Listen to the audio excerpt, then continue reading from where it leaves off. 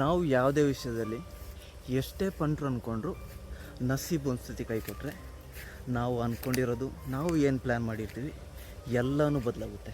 ನನ್ನ ಲೈಫಲ್ಲೇ ಆಗಿರೋದು ಅದೇನೆ. ಸೊ ರಾತ್ರಿ ವೇಳೆ ಡ್ಯೂಟಿ ಮುಗಿಸಿ ಮನೆ ಕಡೆಗೆ ಬರ್ತಾಯಿದ್ದೆ.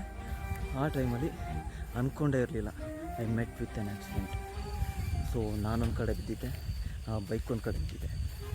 ಆ ಟೈಮಲ್ಲಿ ನೆನಪಾಗಿದೆ, ಫ್ರೆಂಡ್ಸ್ ಟಕ್ ಅಂತ ಕಾಲ್ ಆಗಿದೆ. ಅವ್ರು ಬಂದರು, ಹಾಸ್ಪಿಟ್ಲಿಗೆ ಕರ್ಕೊಂಡೋದ್ರು, ಸ್ಕ್ಯಾನ್ ಮಾಡಿಸಿದ್ರು. ಆವಾಗ ಗೊತ್ತಾಯಿತು ನಾನು ಕಾಲಾಗೋನು ಕ್ರ್ಯಾಕ್ ಆಗಿದೆ ಅಂತ.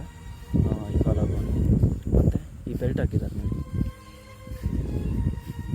ಸೊ ಇದಕ್ಕಿಂತ ಮುಂಚೆ ಪ್ಲ್ಯಾನ್ ಮಾಡಿದ್ವಿ ಕನ್ಯಾಕುಮಾರಿ ರೈಡು. ಈ ಆ್ಯಕ್ಸಿಡೆಂಟ್ಗಿಂತ ಮುಂಚೆ ಇನ್ನೊಂದು 2-3 ದಿವಸ ಬಿಟ್ಟಿದ್ದರೆ ಕನ್ಯಾಕುಮಾರಿ ರೈಡಲ್ಲಿ ಇರ್ತಿದ್ವಿ. ಸೊ ಅದಕ್ಕಿಂತ ಮುಂಚೆನೇ ಹೀಗಾಗೋಯ್ತು.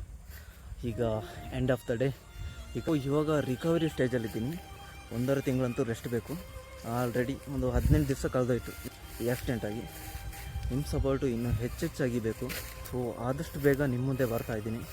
ಎಲ್ಲರಿಗೂ ಟೇಕ್ ಕೇರ್, ಬಾಯ್ ಬಾಯ್, ಶುಭ ದಿನ. ಶೇರ್ ಮಾಡಿ, ಸಪೋರ್ಟ್ ಮಾಡಿ.